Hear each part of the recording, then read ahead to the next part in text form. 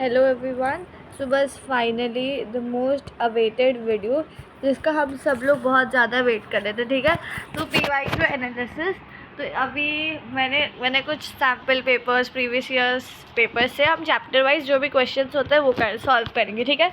तो बस स्टार्ट करेंगे हम आज का video without wasting any time. चलो फर्स्ट वाला देख लेते हैं। चलो यहाँ पे मेरे पास PYQs के कुछ पिक्चर्स है, मैंने जो भी सोर्सेज से लिए, ठीक है। अब यहाँ पे देखो चैप्टर 10th का करने वाले जो कि स्पेस मिशंस है, जिसका पूरा डिटेल्ड एक्सप्लेनेशन वीडियो मैंने पोस्ट किया है, बट अभी वो देखने का टाइम नहीं है। बट उसमें भी अगर आप 1x की 1.5x की स्पीड से देखोगे बहुत सारी चीज़ें आपको पता चल जाएगी। जैसे कि मैंने बहुत अच्छे से सब इम्पोर्टेंट चीज़ें बताई है, क्या क्या आ सकता है क्या क्या नहीं आ सकता है, हर एक चीज़ को डीप में बताया। तो अब वो वीडियो ज़रूर देख लेना, ठीक है। तो अभी चैप्टर 10 का क्वेश्चन देखते हैं। यहाँ पे क्वेश्चन है एक मिनट, क्या हो गया, चलो राइट।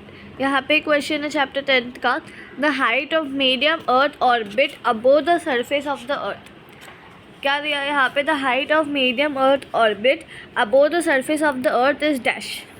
देखो अभी मीडियम अर्थ ऑर्बिट, देखो मीडियम अर्थ ऑर्बिट देख के आपको क्या याद आया, मियो, राइट।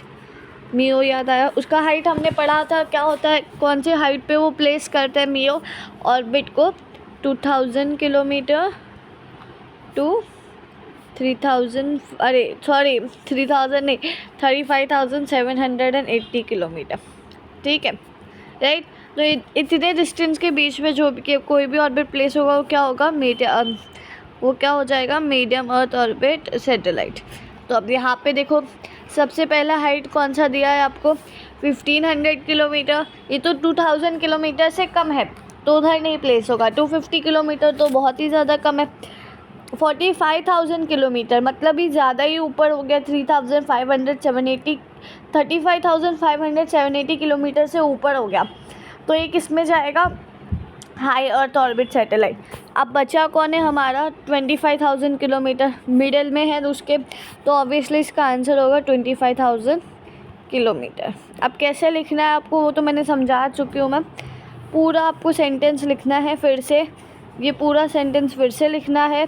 इधर ब्लैंक पे लिखना है 2500 किलोमीटर, अरे 25,000 किलोमीटर, एक और ज़ीरो, 25,000 किलोमीटर, उसको अंडरलाइन करना है, ठीक है। इतना तो आप कर ही सकोगे। उसके बाद नीचे फिर से लिखना है आंसर, ऑप्शन नंबर डी, और आंसर 25,000 किलोमीटर। तभी आपका आंसर कंप्लीट होगा और आपको एग्जामिनर टिक करके 1 मार्क देगा, फुल 1 मार्क। फिर कुछ कट करने के चांसेस नहीं होंगे।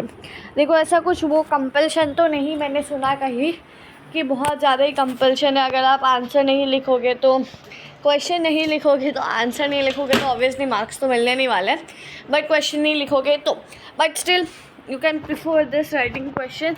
इतने लिखने में आपके हाथ नहीं दर्द हो जाएंगे, राइट। अब अगला वाला देखते हैं। अगला वाला है यहाँ पे क्वेश्चन चैप्टर 10 से ये वाला, write the name of the small satellite made by a group of students of COEP क्या है, college of engineering Pune, sent to space through ISRO in 2016। Very easy भाई, ये तो मैंने जब एक्सप्लेन किया था तभी हमने एक डू यू नो बॉक्स देखा था, वो सॉल्ड एग्जाम्पल करने से पहले उधर ही उसका नाम दिया था मैंने, तब भी अंडरलाइन करवाया था, ठीक है। उसका आंसर है स्वयं। स्वयं इज़ द आंसर। अगर इसमें समझ नहीं आ रहा चलो मैं इधर लिख देती हूँ उसका आंसर। अच्छा इधर भी प्रिंट हो गया, अरे देखो उसका आंसर है स्वयं। वो सैटेलाइट का नाम क्या था, स्वयं नाम था, ठीक है।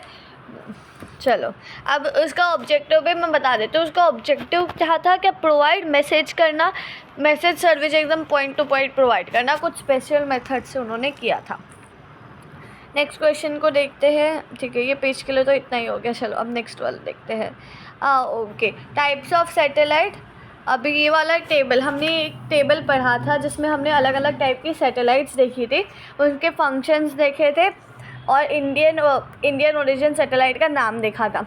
अब इसमें बस हमें क्या पूछा है, उसके फंक्शंस नहीं पूछे, name of the Indian satellite पूछा, इंडियन सैटेलाइट लॉन्चर सैटेलाइट पूछा है, इंडियन सैटेलाइट का नाम पूछा है, बस लॉन्चर पूछा है। कितना इजी कर दिया, राइट। जो था उससे भी बहुत ज़्यादा इजी कर दिया हमारा काम। तो अब देखो नेविगेशनल सैटेलाइट क्या पढ़ा था हमने, नेविगेशनल सैटेलाइट याद करो। देखो IRNSS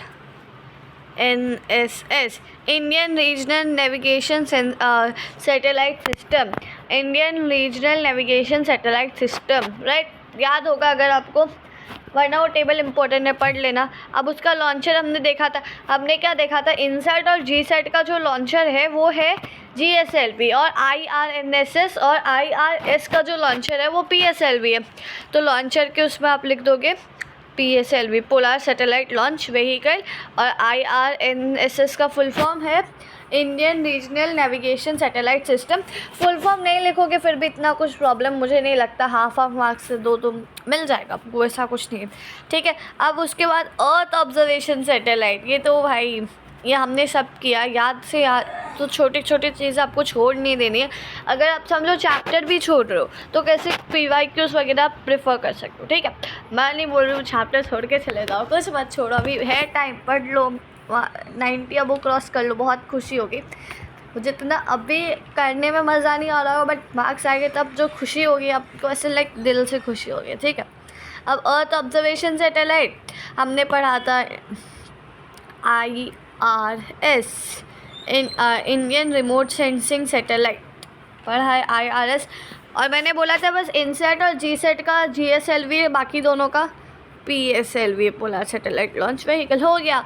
कितने वक्त का क्वेश्चन है, 2 मार्क्स मिल गए बस, इतना लिखने से। देखा भाई बहुत इजी बनाते हैं ये लोग पेपर आजकल। देखो अब इधर नेक्स्ट न्यूमेरिकल दिया है, वो हम वो वाले पेज पे सॉल्व करते हैं, ब्लैक वाला। मैं पहले पढ़ लेती हूँ। Calculate escape velocity of the surface of the moon. अरे ग्रेविटेशन का क्वेश्चन है, ग्रेविटेशन का क्वेश्चन है, ये चैप्टर नंबर 1 का क्वेश्चन है। फिर भी करना है तो मैं लास्ट में कराती हूँ। देखो इसमें क्या एस्केप वेलोसिटी फाइंड करना है, मैं एक बार आपको ग्लांस दे देती हूँ। बट सुन लो, ये ग्रेविटेशन का एक लास्ट वाला सॉल्व एग्जाम्पल है। अब पेज नंबर कुछ तो भी होगा, ठीक है, जो एकदम लास्ट में एक्सरसाइज के ऊपर ही ये सॉल्व एग्जाम्पल है, ठीक है। इसमें क्या करना है, वी एस्केप का फॉर्मूला डालना है, under root 2GM upon R। ये सारी चीज़ें पुट डाउन करो, सॉल्व करो। Answer escape velocity of moon मैंने लर्न किया था, ठीक है। अब बोलोगे आपने तो मैंने लर्न किया था 2.76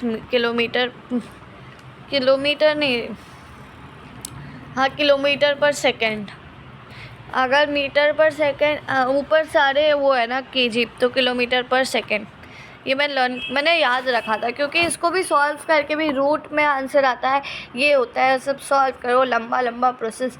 बट एस्केप वेलोसिटी तो आप याद रख ही सकते हो। मून का escape velocity of moon is 2.37। अगर CGS यूनिट क्या, तो वो जो भी यूनिट है ना, किलोमीटर पर सेकंड और मीटर पर सेकंड, ठीक है। आप ऊपर क्वेश्चन से देख लेना, बट ये मैं कराती हूँ, लास्ट में कराती हूँ, क्योंकि ये ग्रेविटेशन का क्वेश्चन है, इसका नहीं है, चैप्टर 10 का। चलो आगे करते हैं।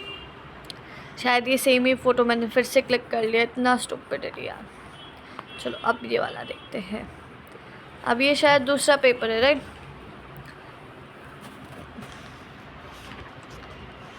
तो अब इसमें क्या क्वेश्चन है, व्हाट इज़ द हाइट, इसमें क्वेश्चन कहते हैं what is the height of low earth orbit satellite above the earth surface. Low earth orbit satellite बहुत ईजी है, लर्न करो। ये सब मैंने बोला था आपको, ये सब लर्न करना अगर याद है तो बहुत आसानी से आ जाएगा। तो लो अर्थ ऑर्बिट सैटेलाइट का हाइट होता है 180 किलोमीटर टू 2000 किलोमीटर। एक बार उसमें लिख के बताती हूँ मैं, जिससे याद हो जाए, ठीक है।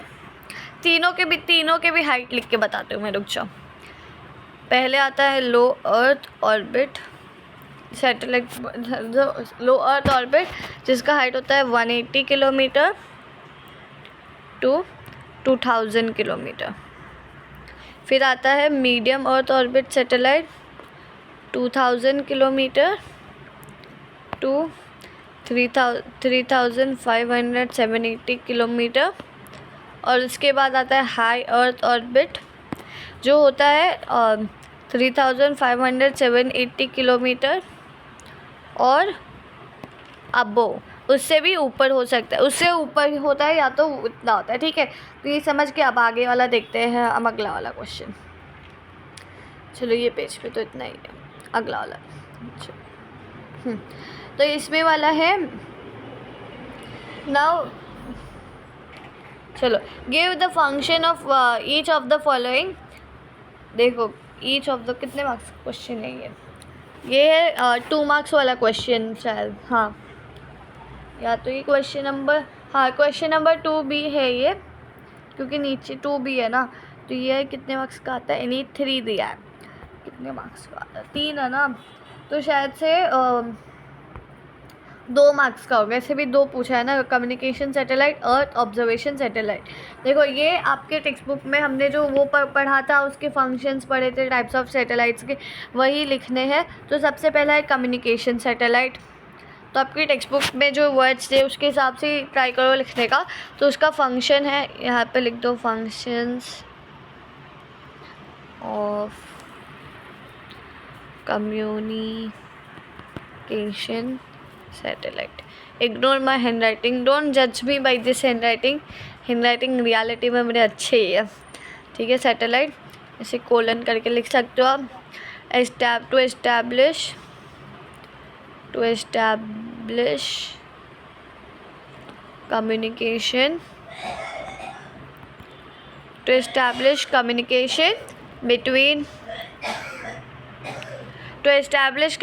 बिटवीन एक मिनट, यहाँ पे देखो मैंने आपके लिए कैमरा वो कर दिया, देखो नाउ इधर है to establish communication between different locations in the world through use of specific waves. तो क्या करते हैं, कम्युनिकेशन ये सैटेलाइट्स की वजह से हो पा रहा है, और वो किसकी मदद से हो रहा है, कुछ वेव्स की थ्रू मदद से वो कम्युनिकेशन करते हैं। तो establish communication between different locations in the world through use of specific waves. अब दूसरा वाला है earth observation satellite. Now study forest, desert, oceans, polar region of the earth's surface, exploration and management of natural resources, observation and guidance in case of natural calamities like flood and earthquake। तो ये हमारे 2 functions है।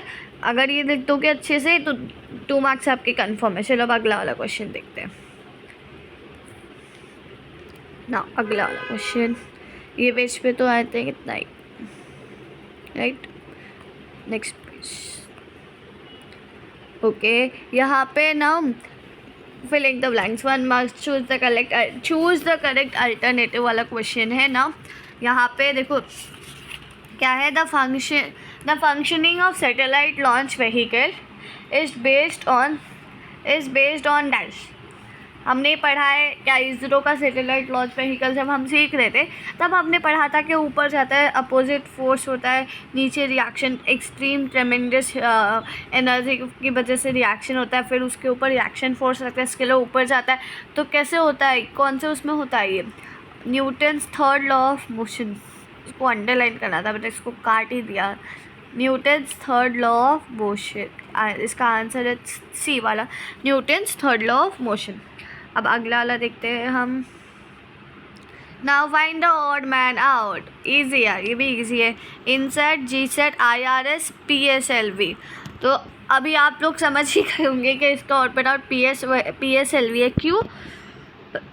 क्योंकि वो launch vehicle है, वो एक launch vehicle है, और बाकी सब क्या है, इन सैटेलाइट्स है, नेम ऑफ द सैटेलाइट्स, इसके लिए वो ऑड मैन आउट है।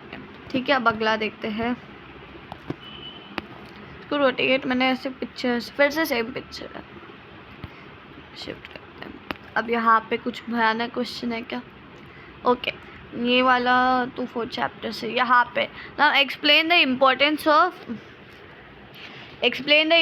Of space mission.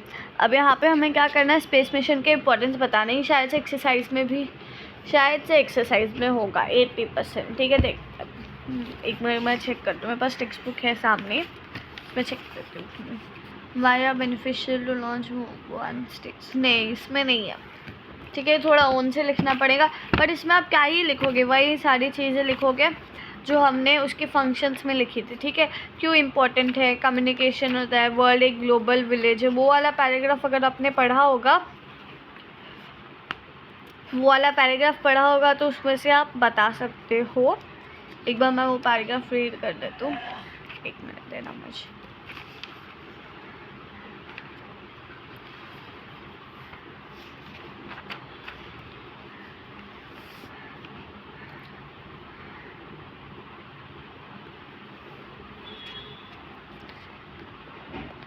तो मैंने थोड़ा टेक्स्ट बुक में देखा तो उसमें से कुछ पॉइंट्स लेके, लाइक अभी ये 3 मार्क का आंसर होगा ना शायद से, हाँ 3 मार्क का आंसर होगा, तो कम से कम 5 से 8 पॉइंट लिख दो।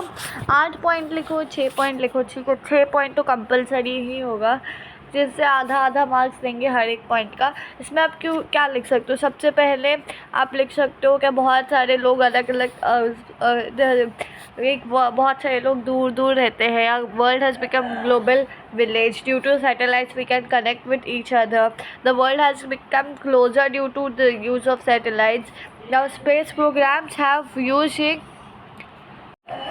space programs के वजह से we can predict weather, we can predict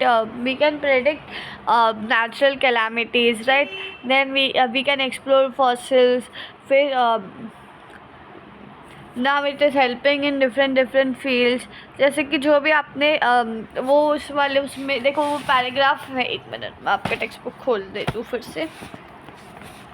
हाँ देखो बस, the world has become global village due to space mission. Today we can contact person any part, we can get information world wide sitting at home, और due to importance of internet. Due to internet, every information is available at our fingertips. It is possible to get advance alert of natural calamities during wars and all. मैं आपको दिखाता हूँ 1 minute. You can have a look over here. See. आपके text book का ये page number है 136, तो इसमें पैराग्राफ है वो आप लिख सकते हो। ठीक है, कम से कम सारे पॉइंट्स कवर करने की कोशिश करना, बिकॉज ये अभी 3 मार्क के लिए, और इजी चीज़ समझ के लिखो। ठीक है, कभी मैं लर्न नहीं करती थी, सब समझना है। देखो थोड़े कीवर्ड्स ये सब लर्न करने पड़ते हैं, बट ज़्यादा समझने की कोशिश करो। ठीक है, फिर अपने हिसाब से फ्रेम करके लिखो, लिखते वक्त आप भी और ज़्यादा पॉइंट्स ऐड कर दोगे। ठीक है, चलो अब अगला वाला देखते हैं। Dash is a satellite launch vehicle. PSLV, GSAT, IRNSS, INSAT. अगर आपने मेरे पहले के वीडियोस देखे हैं, ठीक है, अगर अच्छे से समझा है तो आप ऐसे बिना देखे आंसर दे सकते हो, ऑप्शन देखे। मतलब ऑप्शन तो इसमें देखना ही पड़ेगा, मतलब बिना ज़्यादा सोचे समझे वेट नहीं करना पड़ेगा आपको मेरे बताने का। ये तीनों सैटेलाइट है, GSAT, IRNSS, IRS वगैरह सारी सैटेलाइट्स है, और ये जो है वो लॉन्च व्हीकल है, पोलर सैटेलाइट लॉन्च व्हीकल। ठीक है, चलो कंटिन्यू करते हैं। अगला क्वेश्चन ये क्या है, 10th चैप्टर। नाउ ऊपर तो नहीं है, ठीक है। अब ये वाला, what is meant by space debris, ये कितने मार्क का क्वेश्चन दिया है यहाँ पे, और भी कुछ पूछा ही नहीं है। ये शायद से क्वेश्चन नंबर क्या होगा, लास्ट तो ऑब्वियसली नहीं होगा, शायद से 2 मार्क का क्वेश्चन हो सकता है। ठीक है, इतना ज़्यादा मार्क्स तो नहीं आएगा इसके लिए। ठीक है, चलो कोई नहीं। और ये भी तो नहीं पूछा है ना कि how to manage space debris, 1 mark का क्वेश्चन होगा या तो 2 मार्क का क्वेश्चन होगा, उससे ज़्यादा मार्क्स का क्वेश्चन नहीं होगा ये स्पेस डेब्रिस वाला। देखो what is mean by space debris, तो in space non essential objects revolving around the earth is nothing but the space debris. एक बार सुनो, in space non essential objects revolving around the earth is nothing but the space debris. Non essential objects revolving around the earth is nothing but the space debris. Okay, चलो next वाला।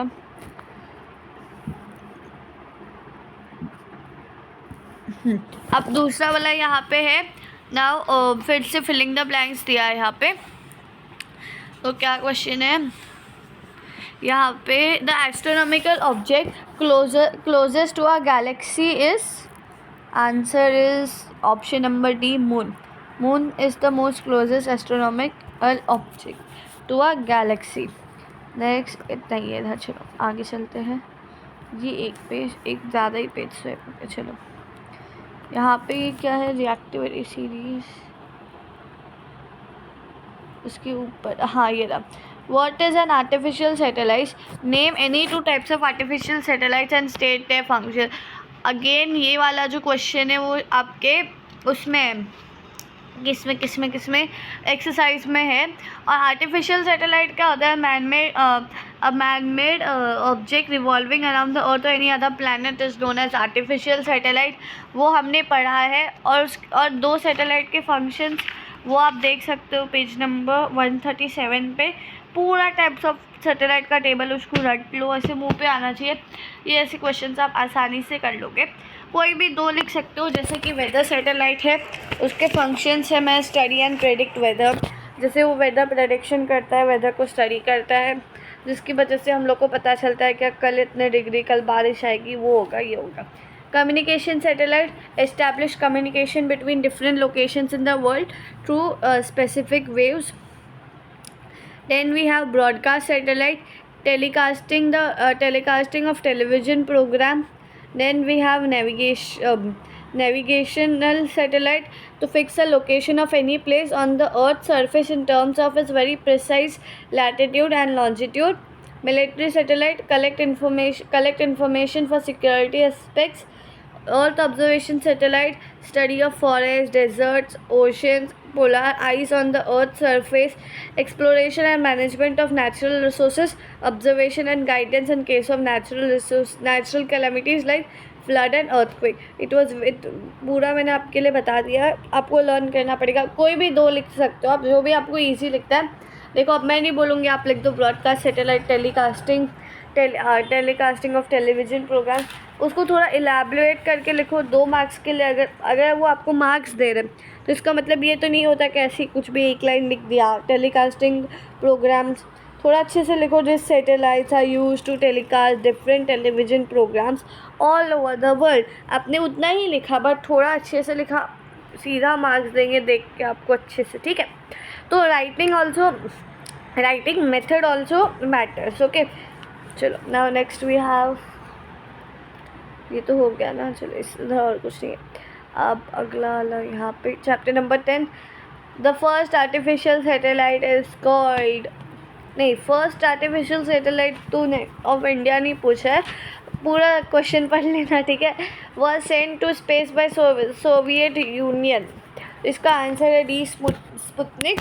तो ये किधर मिलेगा आपको पता है, आर्टिफिशियल सैटेलाइट वाला जो पैराग्राफ अगर आप देखोगे उधर है, ये लिखा हुआ है, ये मैंने अंडरलाइन भी करवाया था आपको। स्पुतनिक इसका आंसर है। देन वी हैव अगला वाला question, give the full form of GSLV and PSLV। तो दोनों के फुल फॉर्म हम सबको पता है, आप लोग बहुत ज़्यादा ही स्मार्ट हो, I know that very well. Still चलो मैं लिख के बता देती हूँ। अब जिनको नहीं पता है, क्योंकि मैं उनके लिए भी वीडियो बना रही हूँ, जिनका चैप्टर अगर आप स्किप करने का सोच रहे हो या तो अब कुछ नहीं हुआ है एंड मोमेंट पे आके, तो उनके लिए भी ये वीडियो है ना। ऐसे ही मैं जल्दी बस बता दूँगी, आपको सब पता है। इट वोंट वैल्यू नहीं होगा, ठीक है। चलो लिख देते हैं GSLV। तो इसका फुल फॉर्म है जियोसिंक्रोनस सैटेलाइट लॉन्च व्हीकल। इसका स्पेलिंग आना चाहिए आपको जियोसिंक्रोनस का। तो देखो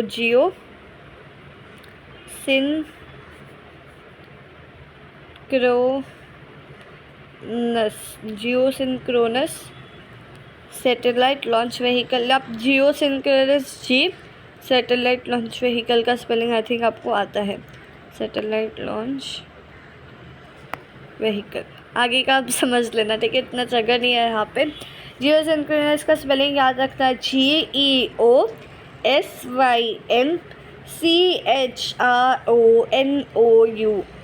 जियोसिंक्रोनस। स्पेलिंग मत भूलना, ठीक है। अब PSLV देखते हैं।